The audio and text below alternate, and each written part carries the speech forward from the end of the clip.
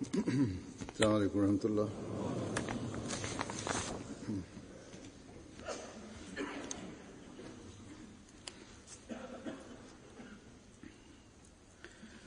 أشهد أن لا إله إلا الله وحده لا شريك له وأشهد أن محمدا عبده ورسوله أما بعد فأعوذ بالله من الشيطان الرجيم بسم الله الرحمن الرحيم الحمد لله رب العالمين الرحمن الرحيم مالك يوم الدين إياك نعبد وإياك نستعين اهدنا الصراط المستقيم صراط الذين أنعمت عليهم غير المغضوب عليهم ولا الضالين.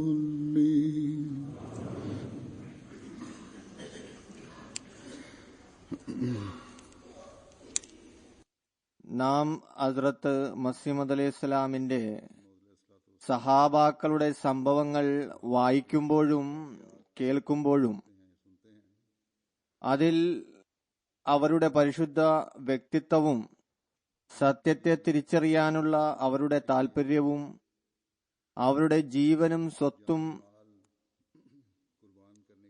ത്യാഗം ചെയ്യുന്നതിന് വേണ്ടിയുള്ള ആവേശവും പരിശ്രമവും,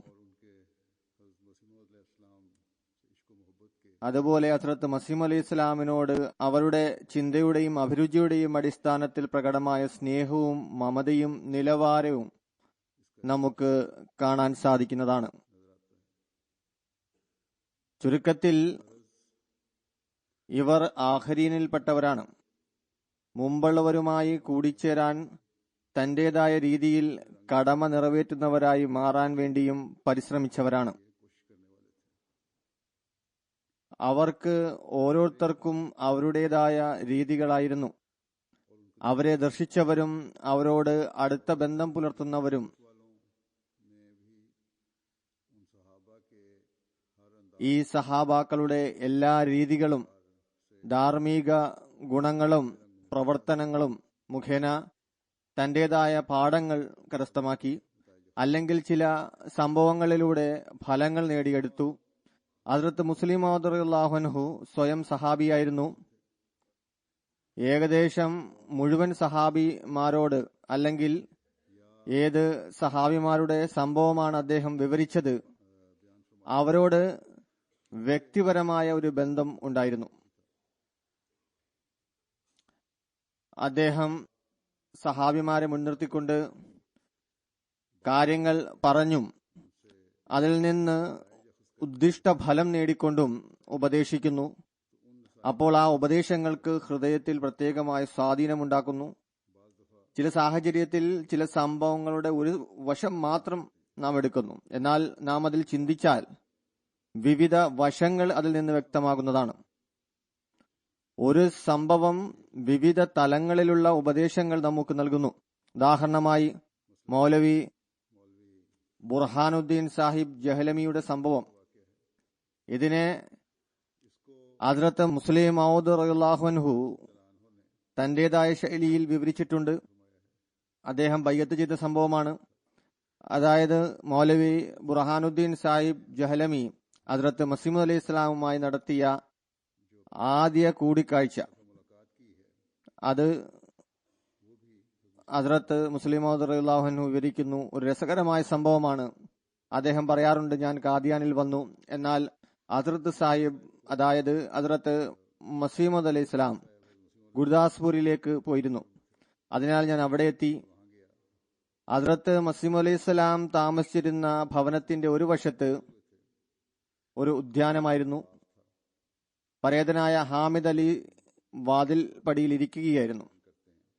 അദ്ദേഹമായിരുന്നു ഇത് വിവരിക്കുന്നത്. അദ്ദേഹം മൗലവി സാഹിബിനോട് പറഞ്ഞു,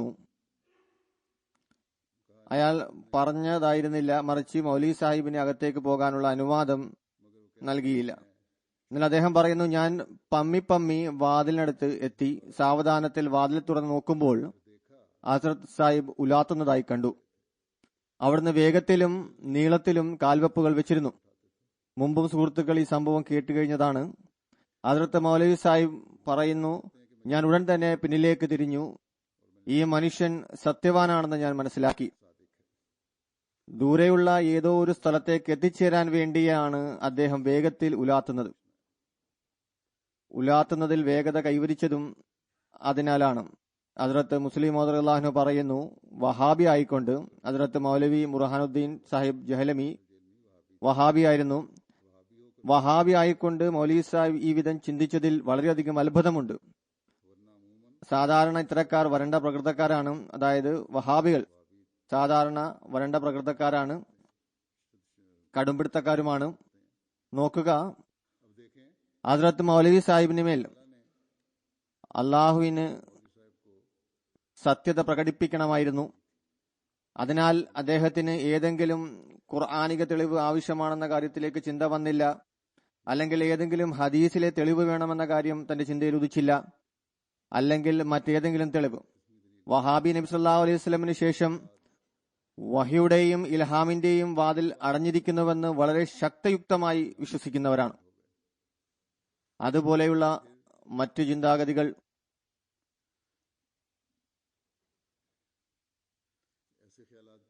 നൗദുബില്ല, നബിക്കോ വലിക്കോ നമ്മളെക്കാൾ എന്ത് മഹത്വമാണുള്ളത്, ഏതുപോലെ നമ്മൾ അതുപോലെയാണ് മറ്റുള്ളവർ, നബിയും മനുഷ്യനാണ്, വലിയും മനുഷ്യനാണ്. ഇവരുടെ ഈ തെറ്റായ വീക്ഷണത്തെ നിഷേധിച്ചുകൊണ്ട് അല്പം വിവരിക്കാം. ചിലപ്പോൾ ചിലർക്ക് ഇത് സംബന്ധമായി അറിവില്ലായിരിക്കാം. ഒരു സ്ഥലത്ത് ഹസ്രത്ത് മസീഹ് അലൈഹി സ്വലാം പറയുന്നു, പ്രവാചകന്മാരുടെ വ്യക്തിത്വവും ഒരു മഴയാകുന്നു. അവർ ഉന്നത സ്ഥാനത്തിന് അർഹരായ പ്രശോഭിതമായ വ്യക്തിത്വങ്ങളാകുന്നു, ശ്രേഷ്ഠതകളുടെ സമാഹാരമാകുന്നു. പ്രവാചകന്മാർക്കായി അനുഗ്രഹമുണ്ടാകുന്നു. നമ്മളെപ്പോലെ തന്നെ അവരെ കരുതൽ, അതായത് വഹാബിമാരുടെ വിശ്വാസപ്രകാരം നമ്മളെപ്പോലെയുള്ള മനുഷ്യരാണെന്ന ചിന്താഗതി എന്ന് മനസ്സിലാക്കി വെക്കൽ അക്രമമാണ്. വലിമാരോടും നബിമാരോടും അനുരക്തി വെച്ച് പുലർത്തുന്നത് മൂലം വിശ്വാസ ശക്തി അധികരിക്കുന്നതാണ്. ഇത് പ്രത്യേകമായ കാര്യമാണ്. അമ്പിയാക്കളോടും ഔലിയാക്കളോടും സ്നേഹം വെച്ച് പുലർത്തൽ വിശ്വാസ ശക്തി വർദ്ധിപ്പിക്കുന്നതാണ്. മൗലവി ബുർഹാനുദ്ദീൻ സാഹിബിന്റേത് നന്മ നിറഞ്ഞ പ്രകൃതമായിരുന്നു. ഹസ്രത്ത് മസീഹ് അലൈഹി ഇസ്ലാമിന്റെ വേഗത നിറഞ്ഞ നടത്തം സത്യതയ്ക്കുള്ള അടയാളമായി അദ്ദേഹം സ്വീകരിച്ചു. അള്ളാഹുവിന്റെ പ്രത്യേകമായ മമത നിറഞ്ഞ ദൃഷ്ടി ഹസ്രത്ത് മൗലവി സാഹിബിന്റെ മേൽ പതിഞ്ഞു. എന്നാൽ തെളിവുകൾ കേട്ടതിനു ശേഷവും അടയാളങ്ങൾ കണ്ടിട്ടും വിശ്വസിക്കാത്ത ഒരുപാട് കൂട്ടരുണ്ട്. എല്ലാ വഹാബികളും കഠിനഹൃദരാണ് എന്ന് നാം പറയുന്നതും ശരിയല്ല. ആഫ്രിക്കയിൽ ആയിരക്കണക്കിന് ആളുകൾ വഹാബികളായിട്ടുണ്ട്. അവർ ഹസ്രത്ത് മസീഹ് അലൈഹി ഇസ്ലാമിന്റെ മേൽ വിശ്വസിച്ചു. ആ മഹാത്മാവിന്റെ ബയ്യത്തിൽ അണിചേർന്നിരിക്കുന്നു.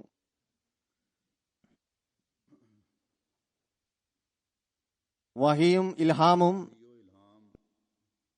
ഈ കാലഘട്ടത്തിലും ആവശ്യമുണ്ട് എന്ന കാര്യവും അവർക്ക് മനസ്സിലായിരിക്കുന്നു. അതുപോലെ നബിമാരും വലിമാരും മഴ പോലെയാണെന്നും അവർക്ക് മനസ്സിലായിരിക്കുന്നു. അവരുടെ ആഗമനത്തിലൂടെ ഭൂമി ഹരിതപൂർണമായി മാറുന്നതാണ്. അതിനാൽ ആത്മീയമായ പച്ചളപ്പിനായി ഇൽഹാം തുടർന്നു പോകേണ്ടത് അനിവാര്യമാണ്. പിന്നീട് ഹസ്രത്ത് സേഠ് അബ്ദുറഹ്മാൻ സാഹിബ് മദ്രാസിയുടെ ആത്മാർത്ഥതയുടെയും കൂറിന്റെയും ഒരു സംഭവം വിവരിക്കുന്നു. സയ്യിദ് അബ്ദുറഹ്മാൻ സാഹിബ് മദ്രാസി ഹസ്രത്ത് മസീഹ് അലൈഹി ഇസ്ലാമിന്റെ കാലഘട്ടത്തിൽ അഹമ്മദിയത്ത് സ്വീകരിച്ചു. അദ്ദേഹത്തിൽ ഉന്നതമായ ആത്മാർത്ഥതയായിരുന്നു. തബ്ലീഗും നല്ല നിലയിൽ അദ്ദേഹം ചെയ്തിരുന്നു. അദ്ദേഹത്തിന്റെ ഒരു സംഭവം ഹസ്രത്ത് മസീഹ് അലൈഹി ഇസ്ലാം വളരെയധികം വേദനയോടുകൂടി വിവരിക്കാറുണ്ട്. ഹസ്രത്ത് മുസ്ലിം മൗദ് റളിയല്ലാഹു പറയുന്നു, എനിക്കും ആ സംഭവം ഓർമ്മ വരുമ്പോൾ അദ്ദേഹത്തിനായി ദുആ ചെയ്യുവാൻ വെമ്പലുണ്ടാകുന്നു. പ്രാരംഭത്തിൽ അദ്ദേഹത്തിന്റെ സാമ്പത്തിക അവസ്ഥ വളരെ മെച്ചപ്പെട്ടതായിരുന്നു. ആ സാഹചര്യത്തിൽ അദ്ദേഹം ദീനിനു വേണ്ടി വളരെയധികം ത്യാഗം ചെയ്യുകയുണ്ടായി. 300, 400, 500 രൂപ വീതം മാസം തോറും ചന്തയായി അയച്ചിരുന്നു. അള്ളാഹുവിന്റെ ശക്തി പ്രഭാവത്താൽ കച്ചവട സംബന്ധമായ ചില പരീക്ഷണ ഘട്ടത്തിൽ അദ്ദേഹം പ്രവേശിച്ചു. കച്ചവടപരമായ തീരുമാനത്തിൽ അദ്ദേഹത്തിന് പിഴവ് സംഭവിച്ചു. ഈ കാരണത്താൽ അദ്ദേഹത്തിന്റെ കച്ചവടം പൂർണ്ണമായും തകർന്നു. ഹദ്റത്ത് മസീഹ് അലൈഹി ഇസ്ലാമിന് അദ്ദേഹത്തെ സംബന്ധിച്ച് ഈ ഇൽഹാമുണ്ടായി. അവൻ സർവശക്തനാണ്, അവൻ തകർന്ന ജോലി ശരിയാക്കുന്നു. എന്നാൽ ശരിയായ ജോലി തകർത്താൽ അത് കൂട്ടിച്ചേർക്കാൻ ആർക്കും സാധ്യമല്ല. ഈ ഇൽഹാം അവതരിച്ചപ്പോൾ ആദ്യ വരിയിലേക്കാണ് ചിന്ത പോയത്. കാദർ രഹേ വോ ബാദുഗാ ജോ ടൂട്ട കാം ബനാവേ. ഇതിൽ നിന്ന് മനസ്സിലാക്കിയത് സേഠ് സാഹിബിന്റെ കച്ചവടം ശരിയാകുമെന്നാണ്. എന്നാൽ രണ്ടാമത്തെ വരി ജോ ബനാ ബനാ തോടതെ കോയി ഉസ്കാ ഭേദന പാവേ, അതിലേക്ക് ആരുടെയും ചിന്ത പോയില്ല. ആദ്യം ജോലി നന്നായി തീരും, എന്നിട്ട് മോശാവസ്ഥയായി മാറും. എന്നാൽ ഇത് സാധാരണ കാര്യമായി മനസ്സിലാക്കി. സേഠ് സാഹിബ് കച്ചവടത്തിൽ വീഴ്ച സംഭവിച്ചതിനു ശേഷം പിന്നീട് 2-3 വർഷം ആ അവസ്ഥ മെച്ചപ്പെട്ടു. അതായത് ഈ ഇൽഹാമിന് ശേഷം കച്ചവടം നന്നായി, അവസ്ഥ മെച്ചപ്പെട്ടു. എന്നാൽ പിന്നീട് വീണ്ടും അവസ്ഥ മോശമായി. ഏതുവരെ അവസ്ഥ മോശമായി എന്നാൽ ചില അവസരങ്ങളിൽ കഴിക്കാനോ കുടിക്കാനോ അദ്ദേഹത്തിന്റെ പക്കൽ ഒന്നും തന്നെ ഉണ്ടാകുമായിരുന്നില്ല. ഒരു ദിവസം ഹസ്രത്ത് മസീഹ് അലൈഹി ഇസ്ലാം വളരെയധികം സ്നേഹത്തോടെ അദ്ദേഹത്തെക്കുറിച്ച് പരാമർശിച്ചു. പറയുന്നു, സേഠ് അബ്ദുറഹ്മാൻ ഹാജി അല്ലാറക്ക സാഹിബിന്റെ ആത്മാർത്ഥത എത്രമാത്രം ഉയർന്നതാണ്. 500 രൂപയാണ് അദ്ദേഹം ഇപ്പോൾ അയച്ചു നൽകിയിരിക്കുന്നത്. രൂപ വന്നിരുന്നു, അതിനെക്കുറിച്ചാണ് പറയുന്നത്. ഏതോ ഒരു സുഹൃത്ത് അദ്ദേഹത്തിന്റെ പ്രയാസം കണ്ടുകൊണ്ട് 2-3000 രൂപ അദ്ദേഹത്തിന് നൽകി. ഏതെങ്കിലും കച്ചവടം ആരംഭിക്കുന്നതിന് വേണ്ടി, അല്ലെങ്കിൽ ഏതെങ്കിലും പാത്രങ്ങളുടെ കട തുടങ്ങുന്നതിന് വേണ്ടി.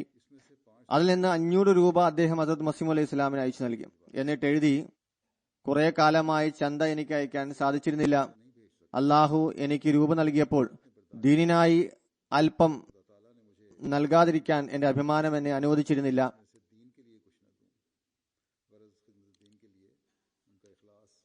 ചുരുക്കത്തിൽ ദീനിന്റെ സേവനത്തിനായി അദ്ദേഹത്തിനുണ്ടായിരുന്ന ആത്മാർത്ഥത വളരെ ഉയർന്നതായിരുന്നു. പിന്നീട് ഇദ്ദേഹത്തിന്റെ സംഭവത്തെ വിശദമായി പ്രതിപാദിച്ചുകൊണ്ട് ഒരു സ്ഥലത്ത് അദ്ദേഹത്തിന് ധനത്യാഗത്തിനായുള്ള വേദന എത്രമാത്രമായിരുന്നുവെന്ന് പറയുന്നു. അതായത് എത്രമാത്രം വേദനയോടുകൂടിയാണ് ത്യാഗം വരിച്ചതെന്നും ഒരുപക്ഷെ നൽകാതിരുന്നാൽ എത്രമാത്രം വ്യാകുലപ്പെട്ടിരുന്നുവെന്നും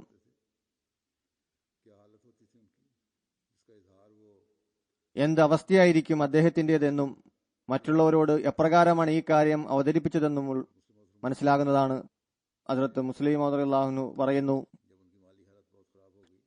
അദ്ദേഹത്തിന്റെ സാമ്പത്തിക അവസ്ഥ മുമ്പ് പറഞ്ഞ പോലെ വളരെ മോശമായപ്പോൾ ചില സുഹൃത്തുക്കൾ അദ്ദേഹത്തെ സഹായിച്ചിരുന്നു. മുമ്പ് വിവരിച്ചതുപോലെ ചില അവസരങ്ങളിൽ ഭക്ഷണം കഴിക്കാൻ പോലും പൈസ ഉണ്ടാകുമായിരുന്നില്ല. ഒരു ദിവസം ഹദ്റത്ത് മസീഹ് അലൈഹി ഇസ്ലാമിന്റെ പേരിൽ ഒരു അനഹമ്മദിയുടെ മണി ഓർഡർ വന്നു. അതിൽ ഇപ്രകാരം എഴുതിയിരുന്നു, സേഠ് അബ്ദുറഹ്മാൻ എന്റെ വലിയ സുഹൃത്താണ്. എനിക്ക് അദ്ദേഹത്തെ സംബന്ധിച്ച് വളരെ നല്ല അഭിപ്രായമാണ്. അദ്ദേഹത്തെ ആദരണീയനായി ഞാൻ കരുതുന്നു. അദ്ദേഹത്തിന്റെ വിശ്വാസത്തെ ഞാൻ മാനിക്കുന്നു.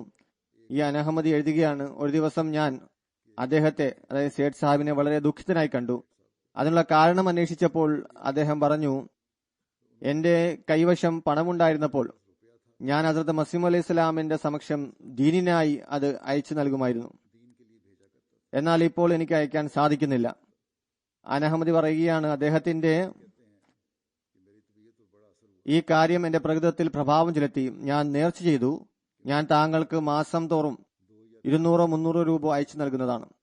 അങ്ങനെ ആ അനഹമ്മദി അദ്ദേഹത്തിന് പണം അയക്കാൻ ആരംഭിച്ചു. ഹസ്രത്ത് മുസ്ലിം മൗദ് റളിയല്ലാഹു പറയുന്നു, ഒരവസരത്തിൽ സേഠ് സാഹിബിന്റെ പക്കൽ നിന്ന് മണി ഓർഡർ വന്നു. ഏകദേശം 300-400 രൂപയായിരുന്നു. ഹദ്റത്ത് മസീഹ് അലൈഹി ഇസ്ലാം ഇത് കണ്ടുകൊണ്ട് പറഞ്ഞു, ഈ മണി ഓർഡർ സേഠ് സാഹിബിന്റേതാണ്. അദ്ദേഹത്തിന്റെ സാമ്പത്തിക അവസ്ഥ വളരെ അപകട നിലയിലാണ്. പിന്നെ എങ്ങനെയാണ് ഈ തുക അദ്ദേഹം അയച്ചിരുന്നത്? പിന്നീട് അദ്ദേഹത്തിൽ നിന്ന് കത്ത് വന്നു. അതിൽ എഴുതിയിരുന്നു, എനിക്ക് കുറച്ച് കടമുണ്ടായിരുന്നു, അത് വീട്ടുന്നതിനായി ഞാൻ എന്റെ സ്നേഹിതനിൽ നിന്ന് കുറച്ച് തുക വാങ്ങി. അപ്പോൾ അങ്ങേക്കും അല്പം നൽകുന്ന കാര്യത്തിൽ എനിക്ക് ചിന്തയുണ്ടായി. അങ്ങനെ കുറച്ച് കടം വീട്ടി കുറച്ച് താങ്കൾക്കും അയക്കുകയാണ്. അദ്ദേഹത്തിന്റെ ആത്മാർത്ഥതയും കൂറും അതുപോലെ ത്യാഗത്തിനായുള്ള ആവേശവും ഇപ്രകാരമായിരുന്നു.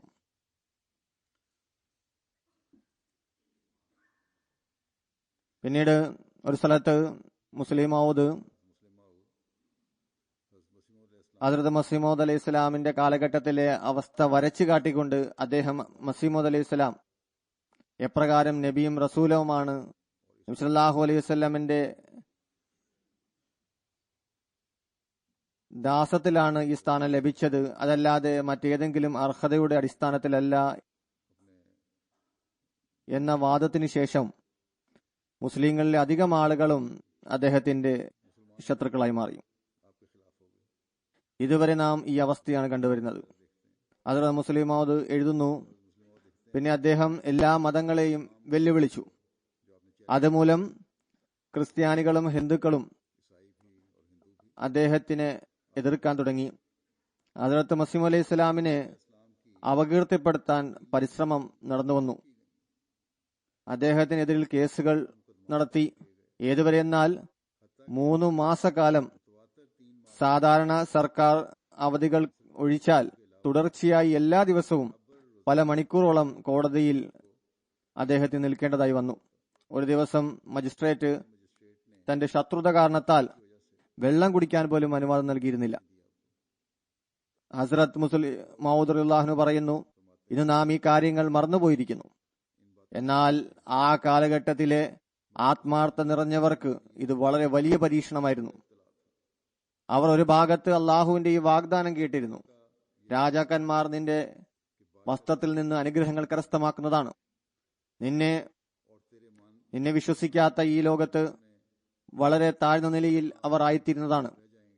എന്നാൽ മറുവശത്ത് അവർ കണ്ടിരുന്നത് വളരെ കുറഞ്ഞതും നിസ്സാരമായതുമായ 300-400 രൂപ ശമ്പളം വാങ്ങിച്ചിരുന്ന ഹിന്ദു മജിസ്ട്രേറ്റ് അദ്ദേഹത്തെ വെള്ളം പോലും നൽകാൻ അനുവാദം നൽകാതെ മണിക്കൂറുകളോളം നിർത്തുന്നു.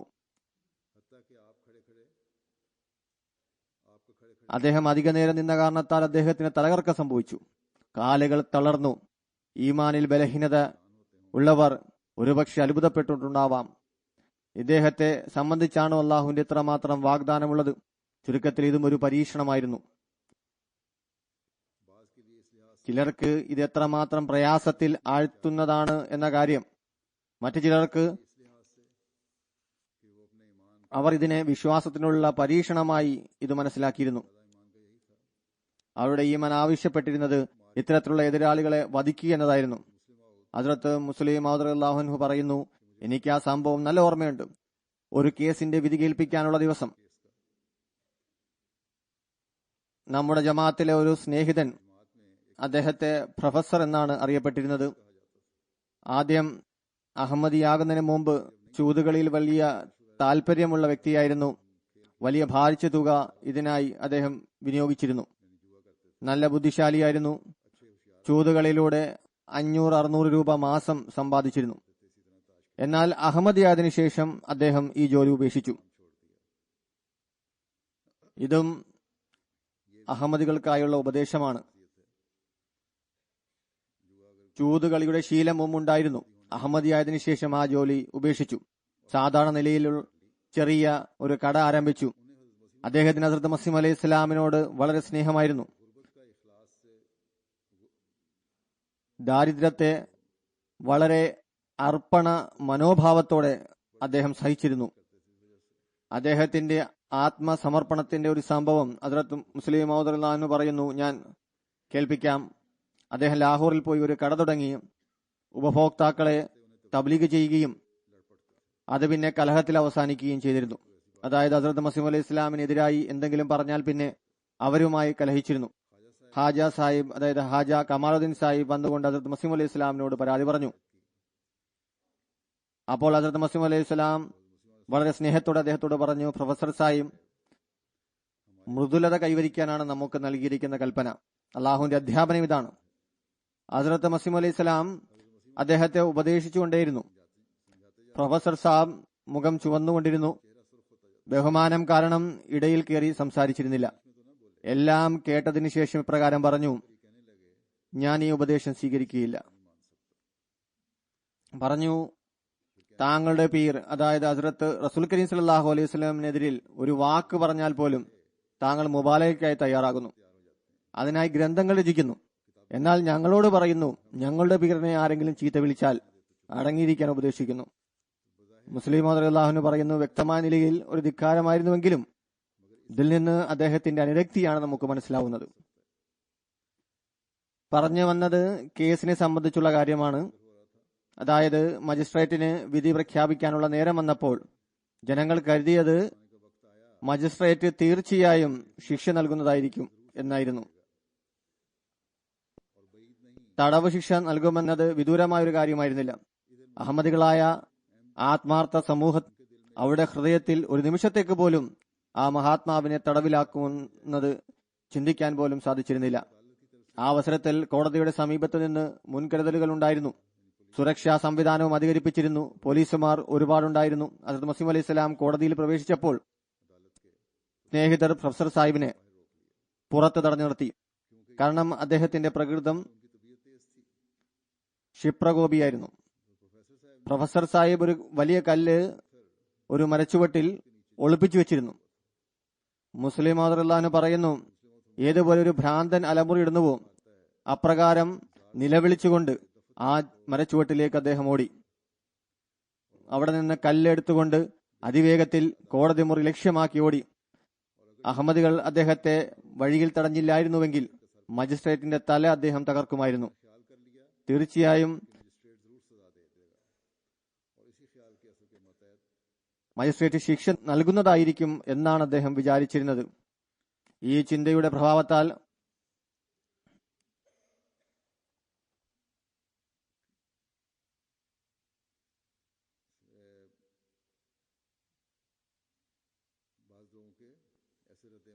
ആളെ അടിക്കാൻ അദ്ദേഹത്തിൽ സ്വാധീനമുണ്ടാക്കി. ഇത്തരം അവസ്ഥകളിൽ ചില ആളുകളുടെ പ്രതികരണം അപ്രകാരമായിരിക്കും. വിശ്വാസത്തിൽ ബലഹീനതയുള്ളവർ മതപരിത്യാഗിയായി മാറുന്നു. മുമ്പ് വിവരിച്ച അവസ്ഥയുണ്ടാകുന്നു. ആത്മാർത്ഥതയുള്ളവരുടെ വിശ്വാസത്തിന് വർധനമുണ്ടാകുന്നു. എന്നാൽ ചില ആവേശഭരിതരായവർ, പ്രൊഫസർ സാഹിബിനെ പോലെയുള്ളവർ, കുറച്ച് ആവേശവും മുൻകോവുമുള്ളവർ, അവർ സ്വയം പ്രതികാരം ചെയ്യാൻ ഉദ്ദേശിക്കുന്നു. എന്നാൽ ഹസ്രത്ത് മസീഹ് അലൈഹി ഇസ്ലാമിന്റെ അധ്യാപനവും ശിക്ഷണവും നമുക്ക് മാതൃകയാണ്. ഒരു പ്രവർത്തന രൂപരേഖയാണ്. എപ്പോഴും നാം അത് ഓർമ്മ വെക്കേണ്ടതാണ്. ക്ഷമയോടും ആത്മവിശ്വാസത്തോടും കൂടി നമുക്ക് പ്രവർത്തിക്കണം. ഈ കാലഘട്ടത്തിലും ഇത്തരം സംഭവങ്ങൾ ഉണ്ടാവുന്നു. ഇൻഷാ അല്ലാഹ് അള്ളാഹു നൽകിയ വാഗ്ദാനാടിസ്ഥാനത്തിലാണ് പര്യവസാനം സംഭവിക്കുക. ക്ഷമയോടും ദുആയിലൂടെയും പ്രവർത്തിക്കുന്നവർ ഇൻഷാ അല്ലാഹ് ഈ കാഴ്ച കാണുന്നതായിരിക്കും.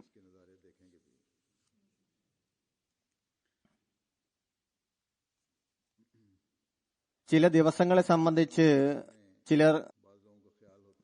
ചിലത് നല്ലതാണ്, മറ്റു ചിലത് ദുശകനമാണ് എന്ന് ചിലർ വിശ്വസിക്കുന്നു.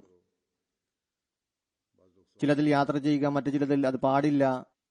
ചിലർ ഇതിനെക്കുറിച്ച് ചോദ്യങ്ങൾ ചോദിച്ചുകൊണ്ടിരിക്കുന്നു. എന്നോടും ചോദിക്കുന്നു, ഹസ്രത്ത് മസീഹ് അലൈഹി ഇസ്ലാമിന്റെ ചില കാര്യങ്ങൾ തെളിവായി ഉദ്ധരിക്കപ്പെടുന്നു, അല്ലെങ്കിൽ ഹസ്രത്ത് അമ്മാജാന്റെ ചില സംഭവങ്ങൾ ഉദ്ധരിക്കുന്നു. ഹസ്രത്ത് അമ്മാജാന്റെ സംഭവ പ്രകാരമാണ്. ഹസ്രത്ത് മുസ്ലിം മൗദ് റളിയല്ലാഹു അൻഹു എഴുതുന്നു, ബുധനാഴ്ച അല്ലെങ്കിൽ മറ്റ് പല ദിവസങ്ങളിൽ യാത്ര ചെയ്യുന്നത് തടഞ്ഞിരുന്നു.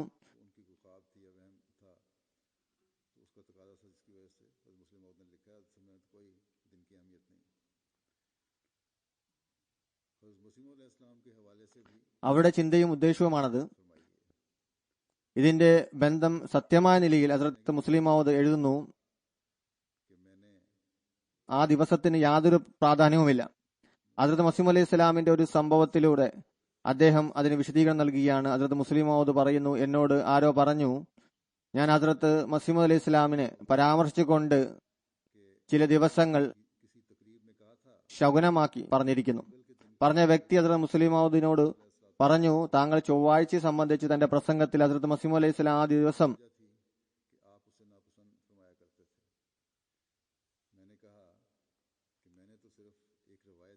ഇൽഹാം ഉണ്ടായതിനാലോ അതോ മറ്റ് കാരണത്താലോ അവിടുന്ന് ഇഷ്ടപ്പെട്ടിരുന്നില്ല എന്ന് പറഞ്ഞു.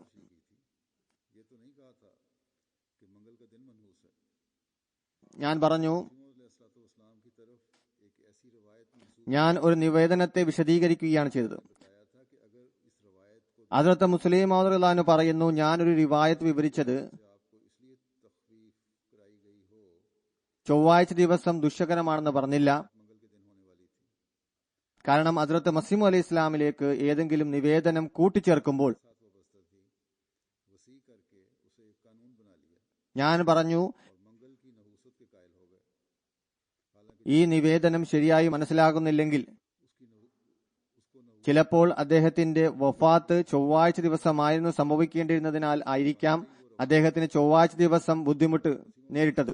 ചില ആളുകൾ പ്രത്യേകമായ അദ്ദേഹത്തിന്റെ അസ്തിത്വവുമായി ബന്ധപ്പെട്ടിരിക്കുന്നതിന് വിശാലമാക്കുകയും നിയമവൽക്കരിക്കുകയും ചെയ്തിരിക്കുന്നു. ചൊവ്വാ ദിവസം ദുശകനമായി കാണാനും തുടങ്ങി. എന്നാൽ അള്ളാഹുവിൽ നിന്നുള്ള കാര്യത്തെ ദുശകനമായി കാണുക എന്നത് വളരെ വലിയ വെട്ടിത്തരമാകുന്നു. ഇനി നിവേദനത്തെ സംബന്ധിച്ചാണെങ്കിൽ ഹസ്രത്ത് മസീഹ് അലൈഹി ഇസ്ലാമിനോടാണ് അത് പ്രത്യേകപ്പെടുത്തിയിരുന്നതെങ്കിൽ അത് ശരി തന്നെയും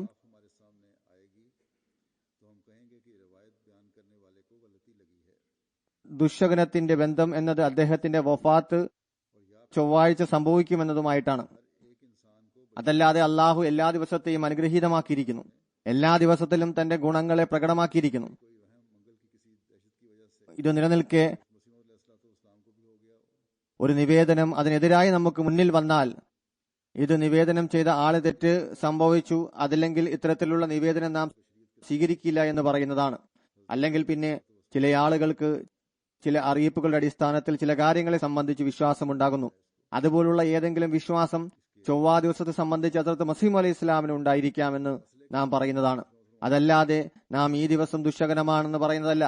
നാം ഈ നിവേദനത്തിലെ നിവേദകനെ അസത്യവാനാണെന്ന് പറയുകയോ അല്ലെങ്കിൽ ശരീഅത്തിന്റെ ആവശ്യാനുസരണം ഹസ്രത്ത് മസീഹ് മൗഊദ് അലൈഹി ഇസ്ലാം ഇതിനെ സംബന്ധിച്ച് തനിക്കായി പ്രത്യേകപ്പെടുത്തി വിവരിച്ചതായിരിക്കാമെന്ന് നാം പറയുന്നതാണ്. അതല്ലാതെ ഏതെങ്കിലും പ്രശ്നത്തിന്റെ അടിസ്ഥാനത്തിൽ ഹസ്രത്ത് മുസ്ലിം മൗഊദ് റളിയല്ലാഹു അൻഹു പറയുന്നു, പ്രശ്നാടിസ്ഥാനത്തിൽ ഇതിന്റെ യാഥാർത്ഥ്യം അള്ളാഹു വിശുദ്ധ ഖുർആനിൽ വ്യക്തമാക്കിയിരിക്കുന്നു. എല്ലാ ദിവസവും അനുഗ്രഹീതമാണ്. എന്നാൽ മുസ്ലിങ്ങൾ ദൗർഭാഗ്യവശാൽ ഓരോന്നോരോന്നായ ദിവസങ്ങളെ ദുശകനമാക്കി തുടങ്ങി. അതിന്റെ ഫലമുണ്ടായത് ഇപ്രകാരമാണ്. അതായത് അവർ പൂർണ്ണമായ നിലയിൽ ദുശകനത്തിന്റെയും വിധേയത്വത്തിന്റെയും അടിയിൽ അകപ്പെട്ടുപോയി. ചില ആളുകൾ തന്റെ എളിമയിൽ പരിധികളെ അതിലംഘിക്കുന്നു. ഇത് ഒരു രസകരമായ സംഭവമാണ്. ചിലർ തങ്ങളുടെ വീക്ഷണത്തിൽ ഉറച്ചു നിൽക്കുന്നു, അതിൽ അമിതത്വം പ്രകടിപ്പിക്കുന്നു. ഈ സ്വഭാവം വെച്ചു പുലർത്തുന്ന രണ്ട് വ്യക്തികൾ ഉണ്ടായിരുന്നു. അവർ ഒരുമിച്ചുകൂടി ഇവിടെ സംഭവം വിവരിച്ചുകൊണ്ട് ഹസ്രത്ത് മുസ്ലിം മൗഊദ് പറയുന്നു, ഞാൻ ഓർക്കുന്നു, ഹസ്രത്ത് മസീഹ് അലൈഹി ഇസ്ലാമിന്റെ കാലഘട്ടത്തിൽ ഒരു വ്യക്തി ഹാഫിസ് മുഹമ്മദ് സാഹിബ് പിഷാവറി താമസിച്ചിരുന്നു. വിശുദ്ധ ഖുർആൻ മനപ്പാടമാക്കിയ വ്യക്തിയായിരുന്നു. അമിതമായ ആവേശമുള്ള അഹമ്മദിയായിരുന്നു. ഞാൻ വിചാരിക്കുന്നത് അദ്ദേഹം മുമ്പ് അഹ്ലെ ഹദീസുമായി ബന്ധപ്പെട്ടിരുന്നുവെന്നാണ്. അതിനാൽ അദ്ദേഹത്തിന്റെ പ്രകൃതത്തിൽ വളരെയധികം കാഠിന്യം പ്രകടമായിരുന്നു. അദ്ദേഹം ഒരിക്കൽ ജലസയിൽ പങ്കെടുത്തു. കാദിയാൽ നിന്ന് തിരിച്ചു പോകുന്ന വഴിയിൽ അള്ളാഹുവിനോടുള്ള ഭയഭക്തിയെ സംബന്ധിച്ച് സംസാരമുണ്ടായി. ഒരാൾ പറഞ്ഞു, അള്ളാഹുവിന്റെ മഹത്വം അത്യുന്നതമാണ്, നാം തീർത്തും നിന്ദ്യരും അയോഗ്യരുമാണ്. അള്ളാഹു നമ്മുടെ നമസ്കാരം സ്വീകരിക്കുന്നുണ്ടോ എന്ന് പോലും നമുക്കറിയില്ല, നമ്മുടെ നോമ്പ് സ്വീകരിക്കുന്നുണ്ടോ എന്നറിയില്ല, നമ്മുടെ ഹജ്ജും ജക്കാത്ത് സ്വീകരിക്കുന്നുണ്ടോ എന്നറിയില്ല. ഇതിൽ മറ്റേ വ്യക്തി പറഞ്ഞു, അള്ളാഹുവിന്റെ മഹത്വം അത്യുന്നതമാണ്. ഞാൻ ചിലപ്പോൾ ചിന്തിക്കുന്നു, ഞാൻ വിശ്വാസി തന്നെയല്ല. മുമ്പ് പറഞ്ഞ ഹാഫിസ് മുഹമ്മദ് സാഹിബ് പിഷാവരി ഒരു മൂലയിൽ ഇരിക്കുകയായിരുന്നു. ഈ കാര്യം കേട്ടയുടൻ ഞാൻ മോമിൻ തന്നെയാണോ എന്ന് അറിയില്ല എന്ന് പറഞ്ഞയാളെ അഭിമുഖീകരിച്ചുകൊണ്ട് പറഞ്ഞു,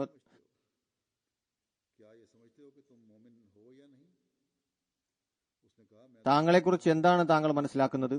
നിങ്ങൾ കരുതുന്നത് നിങ്ങൾ മോമിൻ ആണോ അല്ലയോ എന്നാണോ? അയാൾ പറഞ്ഞു, ഞാൻ തീർത്തും വിശ്വാസിയാണെന്ന് പറയാൻ എനിക്ക് സാധിക്കുകയില്ല. ഹാഫിസ് പറഞ്ഞു, അതെയോ, എന്നാൽ ഈ കാര്യമാണെങ്കിൽ ഇന്നു മുതൽ താങ്കളുടെ പുറകിൽ ഞാൻ നമസ്കരിക്കുകയില്ല. ബാക്കിയുള്ളവർ പറഞ്ഞു, ഹാഫിസ് സാഹിബ്, അയാൾ പറയുന്നത് ശരിയാണ്, ഈമാന്റെ സ്ഥാനം വളരെ ഉയർന്നതാണ്. അപ്പോൾ പറഞ്ഞു, അതെയോ, എന്നാൽ ഇന്നു മുതൽ നിങ്ങളുടെ ആരുടെയും പുറകിൽ ഞാൻ നമസ്കരിക്കുകയില്ല. നിങ്ങൾ സ്വയം മോമിനായി കരുതുന്നത് പോലും ഇല്ലെങ്കിൽ നിങ്ങളുടെ പിറകിൽ എങ്ങനെയാണ് നമസ്കാരം പൂർണ്ണമാകുന്നത്? ചുരുക്കത്തിൽ സുഹൃത്തുക്കൾ പിഷാവറിലെത്തി. ഹാഫിസ് സാഹിബ് ജമാഅത്തായി നമസ്കരിക്കുന്നത് ഉപേക്ഷിച്ചു. ചോദ്യം വന്നപ്പോൾ അദ്ദേഹം പറഞ്ഞു, നിങ്ങൾ സ്വയം വിശ്വാസികളാണെന്ന് പോലും കരുതാത്ത പക്ഷം ഞാൻ എങ്ങനെ നിങ്ങളുടെ പുറകിൽ നമസ്കാരം നിർവഹിക്കും? അവസാനം ഫിത്ന അധികരിച്ചപ്പോൾ ഹസ്രത്ത് മസീഹ് അലൈഹി സ്വലാമിനെ ഈ സംഭവത്തെക്കുറിച്ച് വിവരം നൽകിയുണ്ടായി. ഹസ്രത്ത് മസീഹ് അലൈഹി സ്വലാം പറഞ്ഞു, ഹാഫിസ് സാഹിബ് ശരിയാണ് പറയുന്നത്. അതായത് നിങ്ങൾ വിശ്വാസികളാണെന്ന് പോലും പറയുന്നില്ലല്ലോ എന്ന് പറഞ്ഞ ഹാഫിസ് സാഹിബ് ശരിയാണ് പറയുന്നത്. എന്നാൽ ശരിയാണ് പറയുന്നത് എന്നതുകൊണ്ട് നമസ്കാരം ഉപേക്ഷിക്കാൻ പാടില്ല. പറയുന്നു, അവരുടെ പിറകിൽ നിന്ന് നമസ്കരിക്കുക തന്നെ ഉപേക്ഷിക്കുക എന്നത് അദ്ദേഹത്തിന് തെറ്റാണ്. കാരണം അവർ കുഫർ ചെയ്തിട്ടില്ല. എന്നാൽ വസ്തുത ശരിയാണ്. നമ്മുടെ ജമാഅത്തിലെ സഹോദരങ്ങൾക്ക് സ്വയം തങ്ങളെക്കുറിച്ച് സംശയരഹിത വിചാരം വെച്ച് പുലർത്തുകയാണ് വേണ്ടിയിരുന്നത്. പരിശ്രമത്തെ സംബന്ധിച്ചാണെങ്കിൽ മനുഷ്യൻ തന്റെ പരിശ്രമം തുടർന്നു കൊണ്ടുപോകേണ്ടതാണ്. നന്മയിൽ മുന്നേറാൻ പ്രയത്നിച്ചുകൊണ്ടിരിക്കുക. ഹുസൂർ പറയുന്നു, വിശ്വാസി എന്നത് തന്നെ തിരസ്കരിക്കുക എന്നത് തെറ്റായ രീതിയാണ്.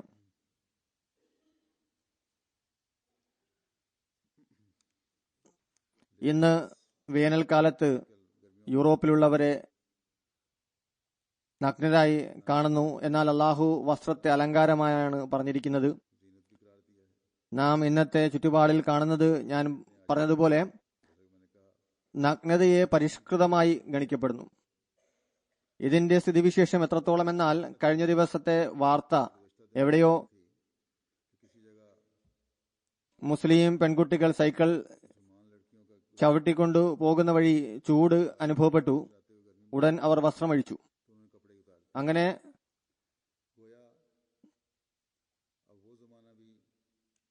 ആ കാലഘട്ടവും വന്നിരിക്കുകയാണ്. ധാർമ്മിക അടിസ്ഥാനത്തിലുള്ള ശരീരത്തിന്റെ ചില ഭാഗങ്ങൾ നഗ്നമാക്കുന്നത് തെറ്റാണെന്ന് പോലും മുസ്ലിങ്ങൾ പരിഗണിക്കുന്നില്ല. പണ്ട് ഒരു കാലമുണ്ടായിരുന്നു, ഒരു വലിയ വിഭാഗം ആളുകൾ സ്വഭാവപരവും പ്രകൃതപരവുമായി നഗ്നത പ്രകടിപ്പിക്കൽ ധാർമ്മിക അധപതനമായി മനസ്സിലാക്കിയിരുന്നു. പ്രധാനമായും മുസ്ലിങ്ങൾ. ഹദ്റത്ത് മുസ്ലിം മൗദ് റളിയല്ലാഹു അൻഹുവിന്റെ കാലഘട്ടത്തിൽ ഇന്നത്തേക്കാൾ 70-80% ഇക്കാര്യം കുറവായിരുന്നു.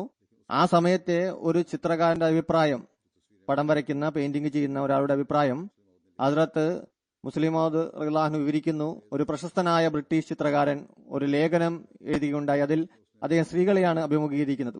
അദ്ദേഹം പറയുന്നു, ഇന്ന് യൂറോപ്യൻ വനിതകൾ കാണപ്പെടുന്ന ഒരു രീതി എന്നത് തന്റെ നഗ്നതയെ കൂടുതലായി പ്രദർശിപ്പിച്ചുകൊണ്ടേയിരിക്കുന്നു. എന്നാൽ പ്രശസ്തനായ ഒരു ചിത്രകാരൻ എഴുതുകയാണ്, ഞാനൊരു ചിത്രകാരൻ എന്ന നിലയിൽ സ്ത്രീ പുരുഷന്മാരുടെ നഗ്ന ശരീരം കാണാൻ എത്രമാത്രം അവസരം ലഭിച്ചുവോ അത്രയും മറ്റാർക്കും കാണാൻ അവസരം ലഭിച്ചിട്ടുണ്ടാവില്ല. അതിനാൽ ഇതിൽ ഒരു പ്രഗത്ഭൻ എന്ന നിലയിൽ ഒരു അഭിപ്രായം പറയുകയാണ്, നഗ്ന ശരീരം സൗന്ദര്യം പ്രകടിപ്പിക്കുന്നതല്ല. ചില അവസരങ്ങളിൽ ചില സ്ത്രീ പുരുഷന്മാരെ വിരൂപിയായി ഗണിക്കപ്പെടുന്നു. അതിനാൽ സ്ത്രീകൾ അവരുടെ ശരീരഭാഗം നഗ്നത പ്രദർശിപ്പിക്കുന്നത് തന്റെ സൗന്ദര്യത്തെ പ്രശംസിക്കപ്പെടണമെന്ന് വിചാരിച്ചാണെങ്കിൽ ചില അവസരങ്ങളിൽ അത് പ്രശംസയ്ക്ക് പകരം വെറുപ്പിന് കാരണമാകുന്നു. ഹദ്റത്ത് മുസ്ലിം മൗദ് റളിയല്ലാഹു അൻഹു പറയുന്നു, ഇതൊരു പ്രാഗൽഭ്യം തെളിയിച്ച വ്യക്തിയുടെ അഭിപ്രായമാണ്. അയാൾ യൂറോപ്പിൽ വസിക്കുന്നയാളാണ്. ഈ അഭിപ്രായം വളരെ ഭാരമേറിയതാണ്, യുക്തിഭദ്രമാണ്. അതുപോലെ പുരുഷൻ വിചിത്രമായ ആകാരഭംഗിയുണ്ടാക്കുന്നു. വസ്ത്രങ്ങൾ ധരിക്കുന്നതും ഇതുമൂലം അവരുടെ അച്ചടക്കവും നഷ്ടപ്പെടുന്നു, വിരൂപവും പ്രകടമാകുന്നു. എന്നാൽ ഇന്ന് ആ ആവിഷ്കാര സ്വാതന്ത്ര്യത്തിന്റെ പേരിൽ 4 ആളുകൾ ഒത്തുചേർന്ന് നഗ്നത പ്രകടിപ്പിക്കുകയാണെങ്കിൽ ഈ അധാർമിക പ്രവർത്തനത്തിന് പ്രാധാന്യം ലോകം കൽപ്പിക്കുന്നു. ഈ കാരണത്താൽ ചുറ്റുപാട് പൂർണ്ണമായ നിലയിൽ അധാർമികതയ്ക്കും തകർച്ചയ്ക്കും ഇരയായി തീർന്നിരിക്കുകയാണ്.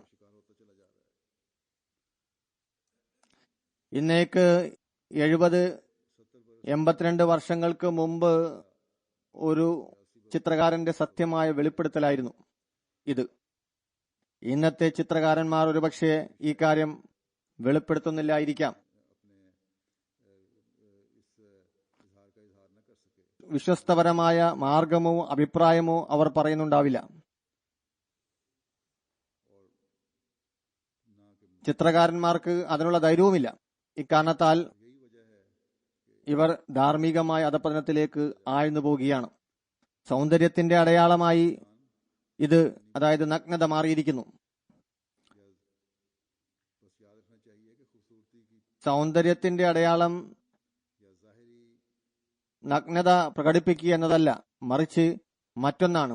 ഇതിനെ സംബന്ധിച്ച് വിവരിക്കുന്നതിനായി ഹസ്രത്ത് മുസ്ലിം മൗദുല്ലാഹുനു ഹസ്രത്ത് മസീഹ് അലൈഹി ഇസ്ലാമിന്റെ 2 സഹാബാക്കളുടെ ഒരു സംവാദത്തെക്കുറിച്ച് പറയുന്നു. അദ്ദേഹം പറയുന്നു, ഹസ്രത്ത് മസീഹ് അലൈഹി ഇസ്ലാമിന്റെ കാലഘട്ടത്തിൽ ഒരിക്കൽ ഹസ്രത്ത് ഖലീഫ അവൽ, ഹസ്രത്ത് മൗലവി അബ്ദുൽ കരീം സാഹിബ് എന്നിവരുടെ ഇടയിൽ ഈ കാര്യത്തെ സംബന്ധിച്ച് സംവാദം ഉണ്ടായി.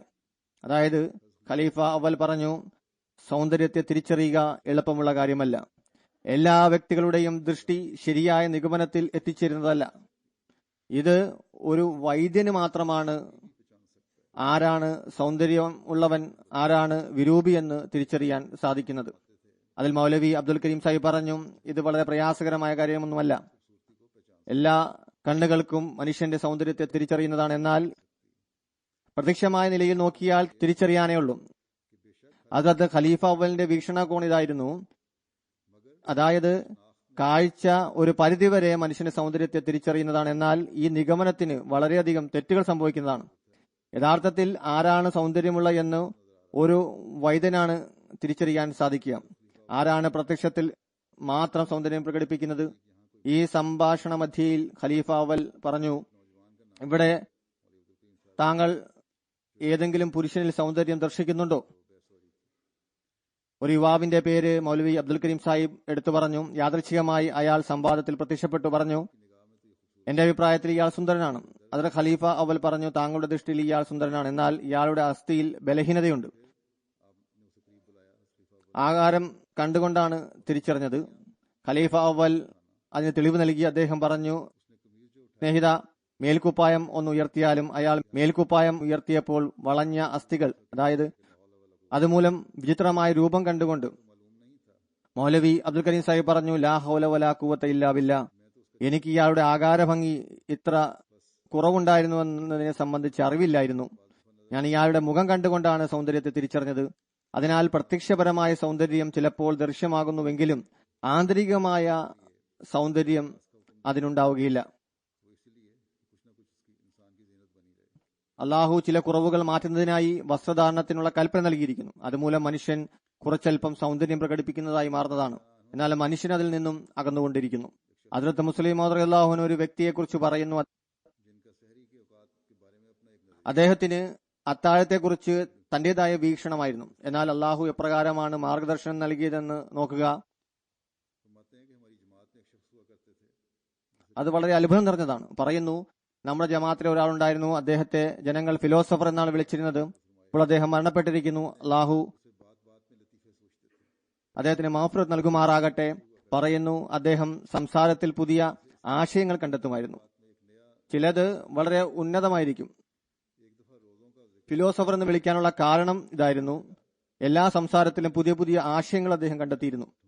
ഒരു ദിവസം നോമ്പിനെ സംബന്ധിച്ച് സംസാരമുണ്ടായി. പറയുന്നു, മൗലവിമാരും ഫിഖയിൽ പ്രാഗൽഭ്യം നേടിയവരും അത്താഴത്തിന്റെ കാര്യത്തിൽ വലിയ ഒച്ചപ്പാടുണ്ടാക്കുന്നു.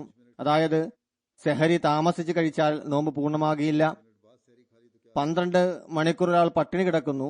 അയാൾ 5 മിനിറ്റ് താമസിച്ച് അത്താഴം കഴിച്ചാൽ അതിൽ എന്ത് കുറവാണ് ഉണ്ടാവുക? മൗലവി ഉടൻ ഫത്വ നൽകുന്നു, ഇയാളുടെ നോമ്പ് നഷ്ടപ്പെട്ടു പോയിരിക്കുന്നു. ഈ കാര്യത്തിൽ വളരെ വലിയ സംവാദം നടന്നു. രാവിലെ പരിഭ്രാന്തനായിക്കൊണ്ട് ഖലീഫ അവലിന്റെ സമക്ഷം ഹാജരായി. അത് ഹദ്റത്ത് മസീഹ് അലൈഹി ഇസ്ലാമിന്റെ കാലഘട്ടമായിരുന്നു. അതായത് മസീഹ് അലൈഹി ഇസ്ലാമിന്റെ സമയത്തായിരുന്നു ഈ സംഭവം. ഖലീഫ അവൽ ആ സന്ദർഭത്തിൽ ദർസും മറ്റും നൽകിയിരുന്നു. അതിനാൽ അദ്ദേഹത്തിന്റെ മജ്‌ലിസിലും ആളുകൾ വന്നുകൊണ്ടിരുന്നു. അയാൾ വന്നുകൊണ്ട് പറഞ്ഞു, ഇന്നലെ രാത്രി എനിക്ക് വലിയ വഴക്ക് കിട്ടി. അദ്ദേഹം ചോദിച്ചു, എന്തു പറ്റി? പറയുന്നു, രാത്രിയിൽ ഞാൻ സംവാദം ചെയ്തുകൊണ്ടിരുന്നു. മൗലവിമാർ ഒച്ചപ്പാടുണ്ടാക്കി വെച്ചിരുന്നു. നോമ്പുകാരൻ കുറച്ച് താമസിച്ച് അത്താഴം കഴിച്ചാൽ അയാളുടെ നോമ്പ് പൂർണ്ണമാകില്ല. അപ്പോൾ ഞാൻ പറഞ്ഞു, ആരാണ് 12 മണിക്കൂർ പട്ടിണി കിടന്നത്? അയാൾ 5 മിനിറ്റ് താമസിച്ച് അത്താഴം കഴിച്ചാൽ അതിലെന്ത് തെറ്റാണുള്ളത്? ഈ ചർച്ചയ്ക്ക് ശേഷം ഞാൻ ഉറങ്ങി. ഞാൻ സ്വപ്നത്തിൽ കാണുകയാണ്, നെയ്ത്തിനായി സജ്ജീകരണങ്ങൾ ഞാൻ തയ്യാറാക്കുകയാണ്. ഫിലോസഫർ ഒരു നെയ്ത്തുകാരനായിരുന്നു. ജോലിയുടെ അടിസ്ഥാനത്തിലാണ് അദ്ദേഹം സ്വപ്നം ദർശിച്ചത്. വസ്ത്രം നെയ്യുന്നതിനായി നൂല് കെട്ടുന്നതിനു വേണ്ടി 2 തലങ്ങളിലും ഞാൻ ആണി തറച്ചു. നൂല് ഒരറ്റത്ത് കെട്ടി മറ്റേതിൽ കെട്ടുവാൻ വേണ്ടി ആണിയുടെ സമീപത്ത് എത്തിയപ്പോൾ 2 ഇഞ്ച് വ്യത്യാസത്തിൽ നൂൽ തീർന്നുപോയി. ഞാൻ ആണിയുമായി ബന്ധിപ്പിക്കുന്നതിനായി വീണ്ടും പ്രയത്നിച്ചുകൊണ്ടിരുന്നു. എന്നാൽ വിജയിക്കാൻ സാധിച്ചില്ല. ഞാൻ മനസ്സിലാക്കി, എന്റെ മുഴുവൻ നൂലും മണ്ണിൽ വീണ് നശിച്ചു പോയിരിക്കുന്നു. ഉടൻ ഞാൻ നിലവിളിച്ചു, എന്റെ സഹായത്തിനായി ആരെങ്കിലും വരണേ. 2 ഇഞ്ച് വ്യത്യാസത്തിൽ എന്റെ നൂല് നഷ്ടമായി എന്ന് പറഞ്ഞു. ഒരുപാട് ഉച്ചയുണ്ടാക്കി. എന്റെ കണ്ണു തുറന്നു. ഞാൻ ഉണർന്നപ്പോൾ എനിക്ക് മനസ്സിലായി, ഈ സ്വപ്നത്തിലൂടെ അള്ളാഹു എനിക്ക് ഒരു കാര്യം വ്യക്തമാക്കി തന്നിരിക്കുകയാണ്. 2 ഇഞ്ച് വ്യത്യാസത്തിൽ നൂല് നഷ്ടമാണെങ്കിൽ താങ്കൾ പറയുന്ന 5 മിനിറ്റ് വ്യത്യാസത്തിൽ നോമ്പ് എങ്ങനെ പൂർത്തിയാകാനാണ്? ഇതാണ് അദ്ദേഹത്തിന് മനസ്സിലായത്. മനുഷ്യന്റെ പ്രകൃതമാണ്,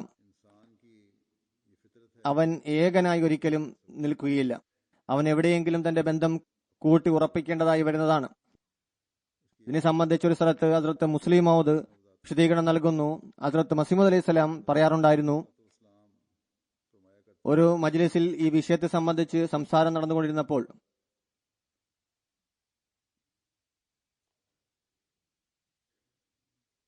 അതായത് ഗോതമ്പിന്റെ ചപ്പാത്തി ആരെങ്കിലും കഴിച്ചോ? കാരണം അക്കാലത്ത് അധിക പേരും ചോളം കൊണ്ടുള്ള റൊട്ടിയാണ് കഴിച്ചിരുന്നത്. ഗോതമ്പ് വല്ലപ്പോഴുമാണ് ലഭിച്ചിരുന്നത്. ആരുടെയെങ്കിലും കൈവശം ഗോതമ്പുണ്ടെന്നറിഞ്ഞാൽ സിഖുകാർ അത് തട്ടിയെടുക്കുമായിരുന്നു. എല്ലാവരും പറഞ്ഞു, ഞങ്ങൾ ആട്ട കൊണ്ടുള്ള ചപ്പാത്തി കഴിച്ചിരുന്നില്ല. എന്നാൽ ആട്ട കൊണ്ടുണ്ടാക്കിയ ചപ്പാത്തി വളരെ രുചിയേറിയതാണ് എന്ന് ഒരാൾ മാത്രം പറഞ്ഞു. മറ്റുള്ളവർ ചോദിച്ചു, നിങ്ങൾ ആട്ട കൊണ്ടുണ്ടാക്കിയ ചപ്പാത്തി കഴിച്ചിട്ടുണ്ടോ? അയാൾ പറഞ്ഞു, ഞാൻ കഴിച്ചിട്ടില്ല. ഒരാൾ കഴിക്കുന്നത് ഞാൻ കണ്ടിട്ടുണ്ട്. അയാൾ കഴിക്കുന്ന രീതി കണ്ട് ഗോതമ്പിന്റെ ചപ്പാത്തി നല്ല രുചിയായിരിക്കുമെന്ന് ഞാൻ കരുതുന്നു. ഈ കാര്യം പറഞ്ഞുകൊണ്ടിരിക്കുമ്പോൾ ഭക്ഷണകാര്യത്തിൽ ചിലർക്ക് വലിയ താല്പര്യമാണ് ഉണ്ടാകുക. പറയുന്നു, ചിലർ ചിക്കൻ കഴിക്കുന്നതിൽ വളരെ താല്പര്യമുള്ളവരാണ്.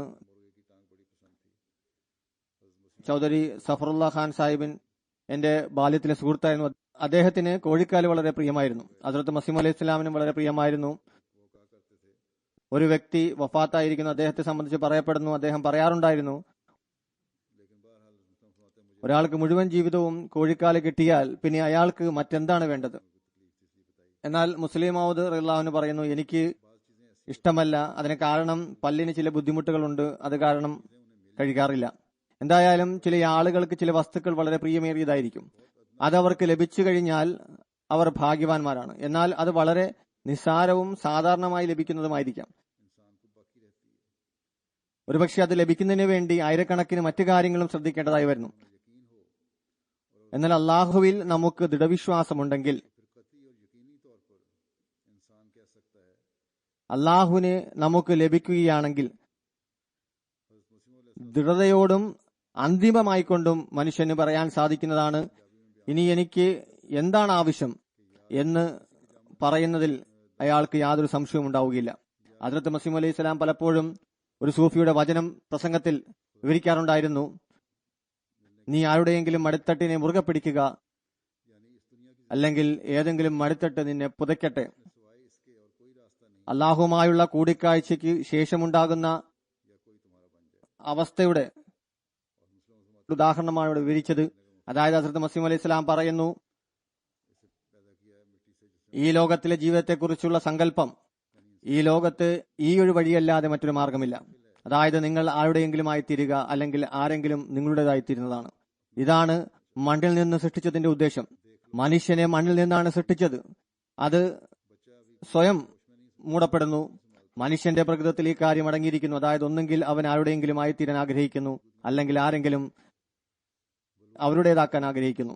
നോക്കുക, കുട്ടി തന്റെ ബുദ്ധി പോലും ഉറയ്ക്കാത്ത സാഹചര്യത്തിൽ പോലും ആരുടെയെങ്കിലും ആയിത്തീരുന്നതിനുള്ള ആവേശത്താൽ ഹൃദയത്തിൽ അവർ വെമ്പലുണ്ടാക്കുന്നു. ഒരുപാട് വർഷങ്ങൾക്ക് ശേഷമാണ് അവർ പ്രായപൂർത്തിയാകുന്നത്. എന്നാൽ ചെറിയ പ്രായത്തിൽ തന്നെ പെൺകുട്ടികളെ നിരീക്ഷിച്ചാൽ കളികളിൽ എന്റെ പാവ നിന്റെ പാവ എന്ന് പറഞ്ഞ് അവർ തമ്മിലുള്ള ബന്ധമുണ്ടാക്കുകയും വിവാഹം കഴിപ്പിക്കുകയും ചെയ്യുന്നു. പെൺകുട്ടികൾ പാവകളെ അരയിൽ വെച്ച് അമ്മയെപ്പോലെ നാട്യം കാണിക്കുന്നു.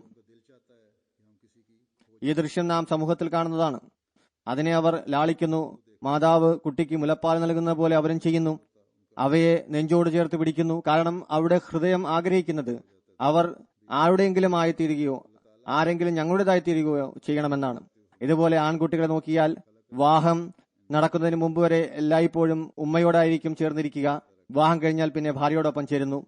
അള്ളാഹു ഈ വിഷയത്തിലേക്ക് സൂചന നൽകിക്കൊണ്ട് പറയുന്നു, ഹലക്കൽ ഇൻസാന മിനൽ ഹലക്. കാരണം മനുഷ്യന്റെ പ്രകൃതത്തിൽ തന്നെ ഈ കാര്യം നാം വെച്ചിരിക്കുന്നു. അവർ ആരുടെയെങ്കിലും ആയിത്തീരാൻ ആഗ്രഹിക്കുന്നു. ഇതുകൂടാതെ അവന്റെ ഹൃദയത്തിന് സംതൃപ്തി കൈവരുന്നതല്ല. ആരുടെയെങ്കിലും ആയിത്തീരാനുള്ള ഏറ്റവും ഉത്തമമായ മാർഗം, അതിലൂടെ ദീനും ദുനിയാവും രണ്ടും ലഭിക്കുന്നതാണ്. അതായത് മനുഷ്യൻ അള്ളാഹുവിന്റേതായി തീരുക എന്നതാണ്. അതിനായി പരിശ്രമിക്കുക. പിന്നീട് മുസ്ലിം റളിയല്ലാഹു അൻഹു സ്നേഹത്തിന്റെ നിലവാരം, അള്ളാഹുവിനോടുള്ള ബന്ധം എന്നിവ വിവരിച്ചുകൊണ്ട് ഒരു ഉദാഹരണം നൽകിക്കൊണ്ടാണ് പറയുന്നത്. ഇതിന് ഉദാഹരണം ഒരു ഭ്രാന്തന്റേതാണ്. മരണപ്പെട്ടുപോയ ഒരു ഭ്രാന്തനാണ്. എന്റെ ഉസ്താദുമായിരുന്നു അദ്ദേഹം. എന്നാൽ അദ്ദേഹത്തിൽ നിന്ന് സ്നേഹത്തിന്റെ പ്രകടനം ശല്യപ്പെടുത്തുന്ന തരത്തിലായിരുന്നു. എന്നെ സ്കൂളിൽ പഠിപ്പിച്ചുകൊണ്ടിരുന്ന ഉസ്താദായിരുന്നു. പിന്നീട് നുബുവത്ത് വാദിക്കുന്ന ആളായി മാറി. അദ്ദേഹത്തിന്റെ പേര് മൗലവി മുഹമ്മദ് യാർ എന്നായിരുന്നു. അദ്ദേഹത്തിന് ഹസ്രത്ത് മസീഹ് അലൈഹി ഇസ്ലാമിനോട് അനുരക്തിയാൽ അദ്ദേഹത്തിൽ ഭ്രാന്തമായ അവസ്ഥ ഉടലെടുക്കാൻ തുടങ്ങി. മുമ്പൊരു പക്ഷേ അയാളുടെ ബുദ്ധിക്ക് വല്ല വൈകല്യം ഉണ്ടായിരിക്കും. എന്നാൽ ഞങ്ങൾ കണ്ടിരിക്കുന്നത് മസീഹ് അലൈഹി ഇസ്ലാമിനോടുള്ള സ്നേഹം വളർന്നത് ഭ്രാന്തായി തീർന്നു എന്നാണ്.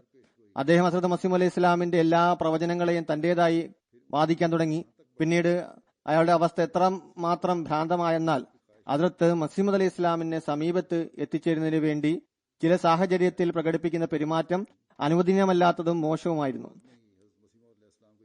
ചിലപ്പോൾ നമസ്കാരത്തിൽ തന്നെ മസീഹ് അലൈഹി ഇസ്ലാമിന്റെ ശരീരത്തിൽ തന്റെ കൈകൊണ്ട് തടവാൻ ശ്രമിച്ചിരുന്നു. ഹസ്രത്ത് മസീഹ് അലൈഹി ഇസ്ലാം അദ്ദേഹത്തിന്റെ അവസ്ഥ കണ്ടുകൊണ്ട് ഈ ദിവസങ്ങളിൽ രോഗം മൂർച്ഛിക്കുമ്പോൾ അയാളെ നിരീക്ഷിക്കുന്നതിനായും തന്റെ പുറകിൽ വന്നിരിക്കാതിരിക്കാനും ചില ആളുകളെ നിർണയിച്ചിരുന്നു. ഹസ്രത്ത് മസീഹ് അലൈഹി ഇസ്ലാമിന്റെ ശീലമായിരുന്നു സംസാരിക്കുമ്പോൾ അല്ലെങ്കിൽ പ്രസംഗിക്കുമ്പോൾ ഏതുപോലെ ഒരാൾ പതുക്കെ തന്റെ തുടയിൽ അടിക്കുന്നത് പോലെ തന്റെ കൈ മസീഹ് അലൈഹി ഇസ്ലാം തുടയിലേക്ക് കൊണ്ടുവരുമായിരുന്നു. ഹസ്രത്ത് മസീഹ് അലൈഹി ഇസ്ലാം ഇതുപോലെ കൈ അനക്കുമ്പോൾ മൗലവി ആർ മുഹമ്മദ് സാഹിബ് സ്നേഹത്താൽ വളരെ വേഗത്തിൽ കുതിച്ചു ചാടി ഹസ്രത്ത് മസീഹ് അലൈഹി ഇസ്ലാമിന്റെ അരികിൽ എത്തിച്ചേരുമായിരുന്നു. മൗലവി സാഹിബ്, ഇത് താങ്കൾ എന്താണ് ചെയ്തത്, ഇതെന്താണ് എന്നൊക്കെ ആരെങ്കിലും ചോദിച്ചാൽ അദ്ദേഹം പറയും, ഹസ്രത്ത് മസീഹ് അലൈഹി ഇസ്ലാം എന്നെ ആംഗ്യത്തിലൂടെ വിളിച്ചതായിരുന്നു എന്ന് എനിക്ക് തോന്നി. മുസ്ലിം റളിയല്ലാഹു അൻഹു ഈ ഉദാഹരണം നൽകിക്കൊണ്ട് പറയുന്നു, ഈ അമിതമായ ഭ്രാന്ത് സ്നേഹത്തിന്റെ അവസ്ഥയായിരുന്നു. ദീനിലേക്ക് ശ്രദ്ധ ചെലുത്തുമ്പോൾ പ്രേമിതന്റെ അലക്ഷ്യമായി ചലിക്കുന്ന കയ്യെ മനുഷ്യൻ ഭ്രാന്തനായി തീർന്നാൽ തന്നെ അടുത്തേക്ക് വിളിക്കുന്ന ആംഗ്യമായി മനസ്സിലാക്കുന്നു. എന്നാൽ നാം അള്ളാഹുവിനോടുള്ള സ്നേഹത്തിനെ സംബന്ധിച്ച് വിളംബരം ചെയ്യുന്നു. എന്നാൽ അവൽ നിന്ന് വ്യക്തമായ നിലയിൽ കൽപ്പന ഉണ്ടായിരുന്നിട്ട് കൂടി, അതായത് നമസ്കാരത്തിലേക്ക് വരിക, ഇന്ന കാര്യത്തിലേക്ക് വരിക, എന്നാൽ നമസ്കാരത്തിലേക്ക് നാം പാഞ്ഞെടുക്കുന്നില്ല. അതുപോലെ ജുമായിലേക്ക് കൃത്യമായി സജ്ജീകരണത്തോടുകൂടി നിബന്ധനകളോടുകൂടി എത്തിച്ചേരുന്നില്ല. അതിനാൽ ഇതിലേക്ക് ഓരോ അഹമ്മദിയും ശ്രദ്ധ ചെലുത്തേണ്ടതാണ്. അള്ളാഹുവിന്റെ വ്യക്തമായ വിളിക്ക് ലബ്ബേക്ക് പറഞ്ഞുകൊണ്ട് ഈ ഭ്രാന്തമായ പ്രേമിയെ പോലെ കുതിച്ചു പാഞ്ഞു വരേണ്ടതാണ്. മസ്ജിദുകളെ ജനനിബിഡമാക്കുന്നതിനായി പരിശ്രമിക്കേണ്ടതാണ്. ഇപ്പോൾ അവധിക്കാലമാണ്, കുട്ടികളെയും കൂട്ടി മാതാപിതാക്കൾ വരുന്നുണ്ട്. എന്നാൽ അതിനുശേഷം സാവധാനത്തിൽ ഹാജർ നില കുറഞ്ഞു വരുന്നു. അതിനാൽ ഞാൻ ഓർമ്മപ്പെടുത്തുകയാണ്, അള്ളാഹു നമുക്ക് നമ്മുടെ നമസ്കാരങ്ങളെ സംരക്ഷിക്കുന്നതിനും നിർവഹിക്കുന്നതിനും അതിന്റെ കടമ പൂർത്തീകരിക്കുന്നതിനും തൗഫീക്ക് നൽകി അനുഗ്രഹിക്കുമാറാകട്ടെ.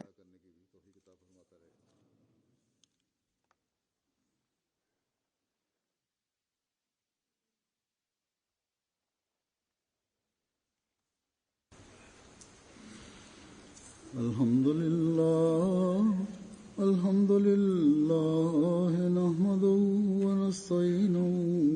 ونستغفره ونؤمن به ونتوكل عليه ونعوذ بالله من شرور أنفسنا ومن سيئات أعمالنا من يهده الله فلا مضل له ومن يضلل فلا هادي له ونشهد أن لا إله إلا الله ونشهد أن محمدا عبده ورسوله عباد الله رحمكم الله إن الله يأمر بالعدل والإحسان وإيتاء ذي القربى